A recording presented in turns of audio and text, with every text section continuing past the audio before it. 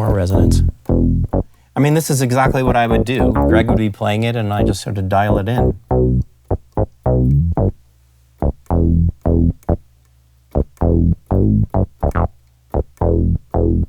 Hi, Alissia. Hi. I'm so glad you're here. I'm so happy to be here. Why did you want to be here? Because okay, several reasons. First, I'm such a fan of yours. I absolutely love everything that you're doing. I've been watching all your videos. I've been nerding out on my synths from what you're saying. I have a Lin drum, and you inspire so many people, and me included. So thank you for everything that you're doing. And also, Thriller is my favorite album of all time. So obviously, big fan of all your work on that album. Well, thank you. I mean, I contributed on that, but I can't believe that you're saying that. It means so much to me, and it's unbelievable for me to think that I'm in any kind of position like that, because I'm inspired by, you know, what everyone's doing, and you're on fire. Congratulations on everything. Thank you so much. Producer of the Year. Yeah. You're still the reigning nominee, Producer of the Year, and everything else. Thank you so much. You're single, bass playing everywhere. How does all that feel? It feels great. I feel like, you know, I've been producing for so many years, and that nomination definitely, you know, it's kind of like a reminder of being like, whoa, like, you know, take time to really appreciate like what you're doing, and, you know, making really out of your passion, like your life and your work. And just super thankful for all the people I've worked with. And yeah, it's been 15 years I've been doing this, so it was great to be recognized for my work, you know. How do you, did you always want to produce? No, How did that flow? I started first on piano when I was little, and then I switched to bass, and bass was really kind of like, I was hearing some records, like all the like P-Funk and James Brown and Prince and all that stuff, and I was like, okay, like I need to like learn this bass instrument. And so I picked it up and just really locked myself in my room. I was in college at the time, and I was just shedding constantly. And then once I was doing that, like after like, you know, a couple of years, I was like, oh, I need to learn all these parts from all these records. And that's really when I got into a big fan of like all the synths and stuff, Bernie, Worrell, and all that whole world. And of course, you know, all the like Thriller stuff. I was just like, you know, huge, obviously, Michael fan, and from a composition standpoint, but also from like sonics. And so that's kind of when I shifted into like developing a love for synths and producing at the same time.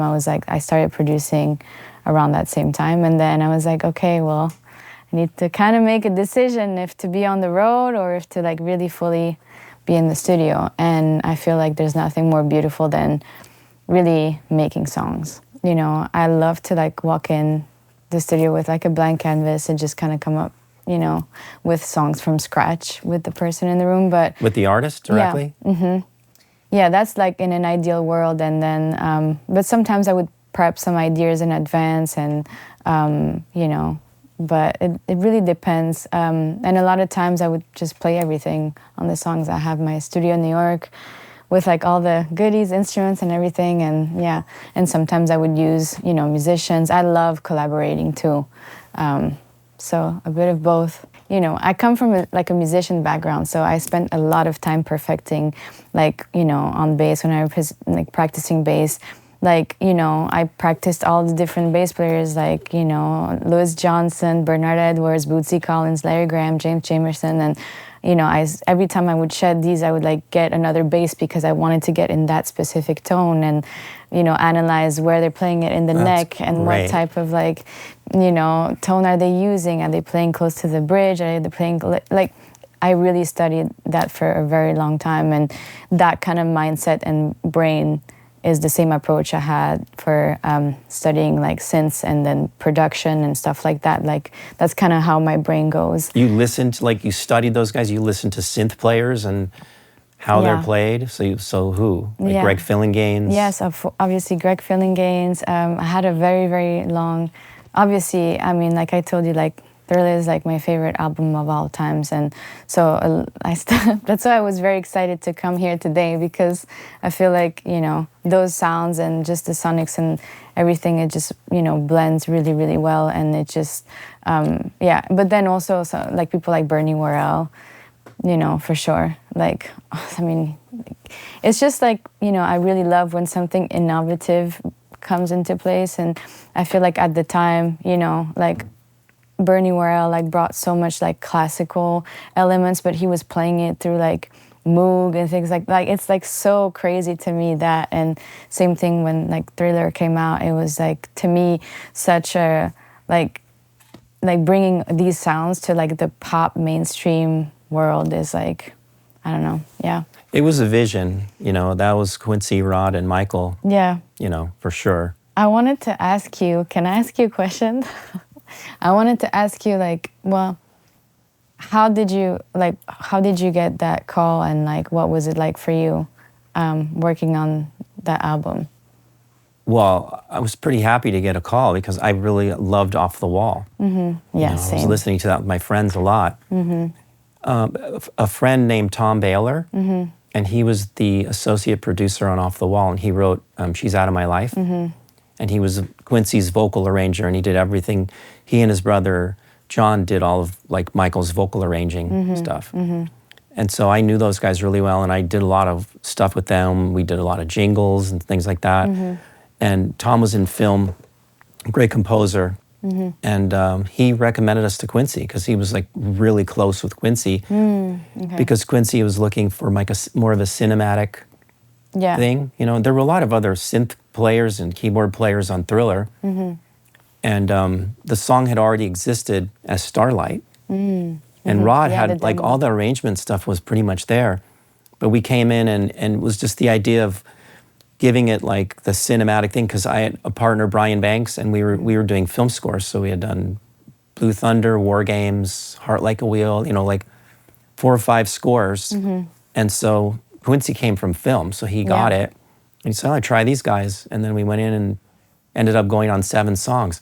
But Thriller was like a bottom-up kind of redo. Mm-hmm. Even though the arrangement was Rod's arrangement, mm-hmm. you know, and Greg played pretty much everything, and Rod played a little bit too. Yeah. There was so much stuff going on too mm-hmm. with this E.T. storybook album. It was like a hotbed of things, but I was just there. I was getting every synth in town renting because I didn't have everything. Yeah, obviously. Yeah. You know, I was like 22 or 23. Wow.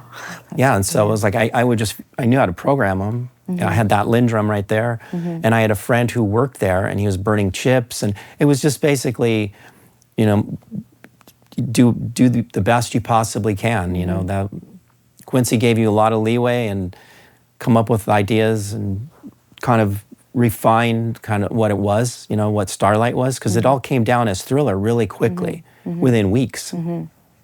Yeah, it's so crazy. I feel like they released like the demo album and you know, Starlight. I was like, wow, imagine they never changed the name to Thriller. Well, the whole thing. Like, the whole thing. But I was wondering, like, did you come up with, like, kind of like the programming once you heard the demos, or was I never heard the demo. Okay. Rod was there, mm-hmm. and it's pretty, the sounds are like, the parts are the same for the most part. Yeah. You know, he would tell me the idea, he'd sing it, and then I would make the sound and then refine it, and then Greg would play, and then I would like, you know, it was back in those days where there was an engineer, there was somebody worried about the programming, the arrangement, Rod, the songwriter, the artist, Michael. Mm-hmm. Michael was there like pretty much the whole time, hanging around and just hearing it. He really, like Quincy and Michael, they were really letting you do your thing when you were like kind of like sound designing, picking sounds and everything. For sure. And Michael, like at night, would just stay, he was there all the time, and he played stuff on vinyl for me. And he was pulling like Prince and Morris Day and all this stuff. Wow. Sounds. Mm-hmm. You know, and he would go, I like this sound. And then I go, okay, I got the idea on that one. Mm-hmm. And then I'd have to make it fit the new song. Yeah. But he would give me starting places, even as far as like a Fred Astaire thing, like from some vibe. It just sounded like a movie thing. And he's like, I like this, you know, like, how can it be like this? And it's just, you know, and Quincy would talk in colors and stuff. He basically, leaving it to you. You know, you got to leave your best work on the floor. Yeah. You know, it's a great, I mean, I learned a lot. Like everybody that worked there calls it Quincy University, you know, or Quincy U or something like that. Like what you learned a lot about people, creating the right atmosphere, putting the best people together, knowing that the song is really super important. You can't pick the wrong song and get away with it for very long. And when you were there in that room, like, you know, working on these songs, like, did you have this feeling of, okay, this is like something that is going to be like completely like timeless and legendary and huge? Or did you feel like, oh, this is like incredible, but you didn't know how big of an impact this I mean, I was just focused on, you know, being in the game, doing what I had to do. I heard them talking a lot about like beating off the wall, whatever it was, like 5 or 6 million. Maybe it hit 8 million at one point.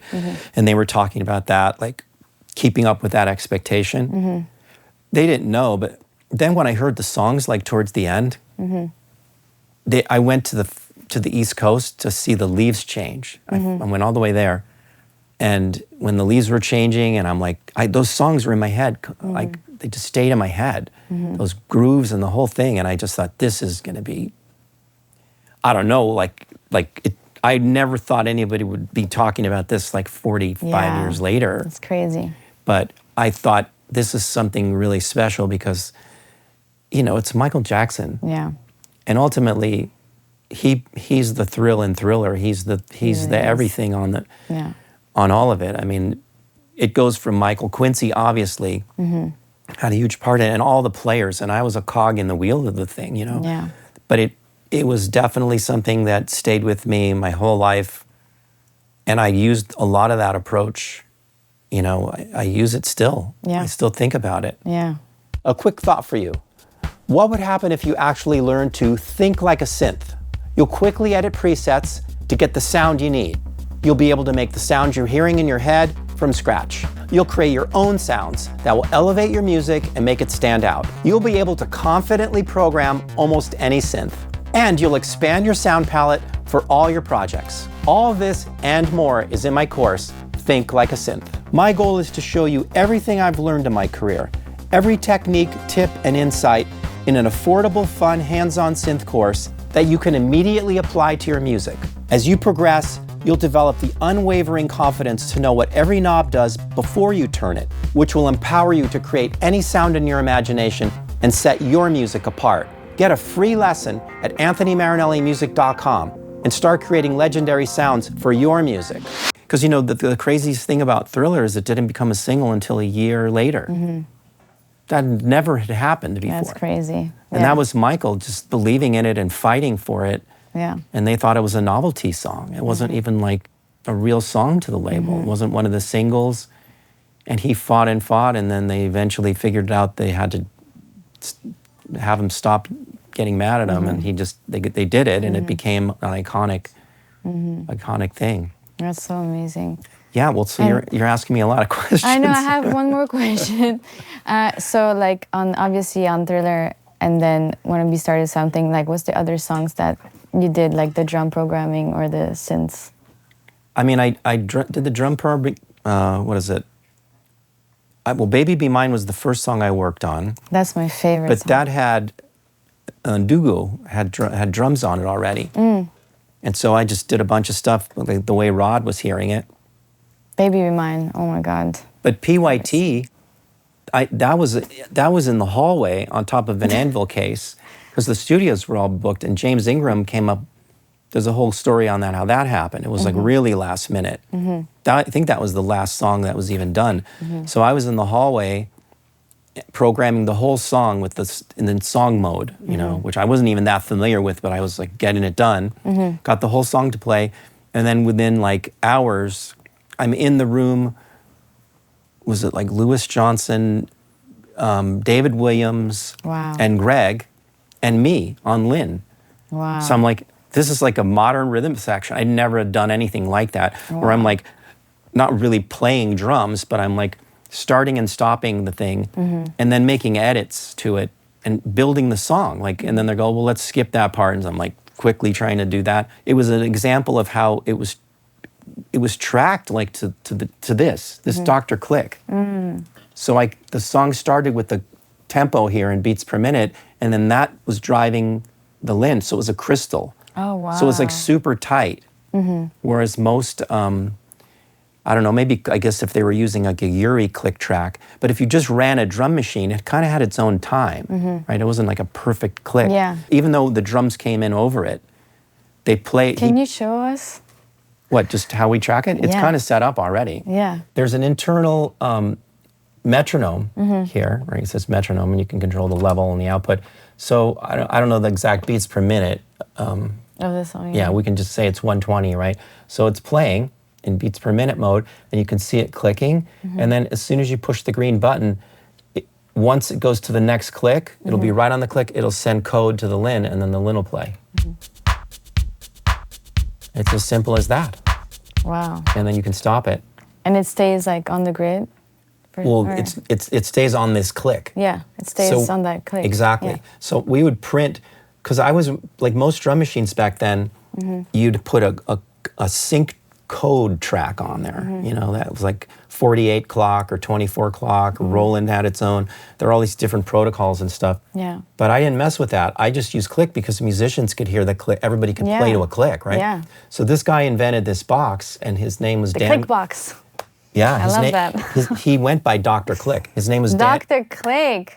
Wow. His name was Dan Garfield. Wow. And he had a garage out in Burbank. I think it was Burbank or North Hollywood. And he was making these by hand, like, putting the boxes together. And I've never had it repaired. It's since 1982 or something I've had this thing. 81. Good quality. Yeah, he made a great box. And so then you can just take a click from the outside pulse. So I can print the click on the tape, but then I can also take it back so I can resync anytime I want. So this was the core of what I did, and I still do it today. I don't use MIDI. Yeah. I don't even use a DAW. Wow. I just get the click. Straight to like the tape? Yeah, I mean, Ben, my engineer, just records me. He just pushes record and play, and I just play. Amazing. And it's all clicked, so if I need something to come back to resync it, I just take a click. No MIDI, put it in there, and the rest of it I just play. Can you show on the lin how you program Baby Be Mine? You mean I'd have to hear the beat, but it's just, you know how to program a lin? Yes, I have a lin as well, but I want to see how your approach and how you did it. Or even how you design, like when you're going for like a bass tone to like on the Moog. I'm assuming you were using the Moog for that song? Yeah, I mean, if you play it for me, I could probably just match it.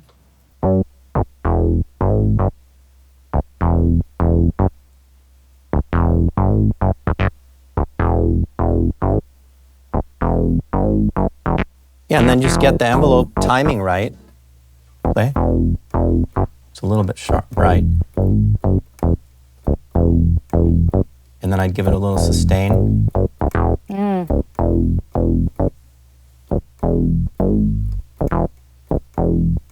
The thing is that Minimoog has like a single trigger, so you can, when you play the fill, it doesn't trigger. Right.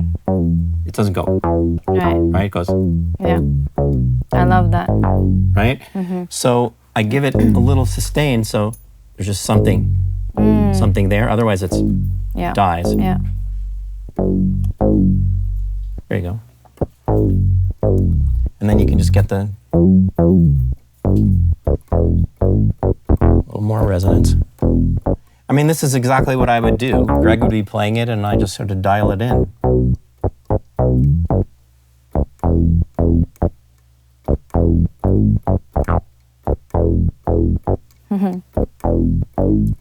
And we have Yeah, it's interesting to see how you start, you tune, put everything flat, then you start messing. Well, it's critical, the settings, the envelope generator, and the filter resonance. That's key. But one thing is if you're tracking keyboard control voltage, you'll never get it. Like, play that. Right. It's just not a bass. it's too. Yeah, that changes everything. And it's too bright. Like the one thing about all the Thriller sounds is like everything warm has a and calm. space. Yeah. Like if it's bass, it doesn't have too many high harmonics. You know, you leave room for the other sounds. And that's just like classic arranging. Yeah, you know? each part is like, it's like each part sits as its own part. Like you could solo every part, like every stem, and it's really its own part, and it's so catchy, and it's just like repeated. Well, yeah, there's two things to it. There's the sound, but then also the arrangement that Rod did. Yeah. He knows how to weave things, you know, and clear space and bring a new thing in and that But sort it's of just thing. like, it's just really inspiring to me, like also like the importance and the time, you know, spent on like a sound. I feel like nowadays sometimes like people just want to get their ideas out and they don't necessarily like spend time like really dilating, you know, the sound, like, and I just love that. I love spending time doing that, and I feel like, yeah, it's really like, because the sound can inspire it to play a certain way. And right? it for sure, but it also allows for the music to breathe. Like this is the thing that I say a lot on videos and in my course too, like to just timing the envelope, right? Like if it's going, all of a sudden it's carrying over past the quarter note, right? It's too sustained, too present. But then other sounds don't have space. Yeah. Even the snare, like because this is going to go bump, and then the snare hits in the hole. Right. So that's like the little things. Getting it just right. And the combination of it going down and sustaining a little bit. Like if you're playing a part like you're doing that fill, I would have more sustain for that. Right. Maybe even there. Try now. Right. And the sustain till you can hear the notes. And then I can just pull this down. Right. So I still get the mellow, but it sustains now. Notice? Yeah. Right. Yeah, that's so cool.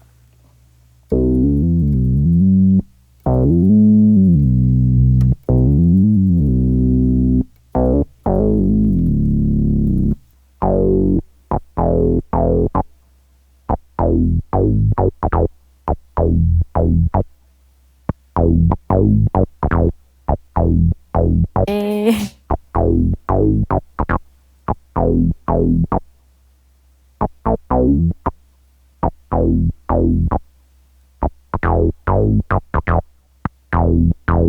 That's so cool. Nice. That's it.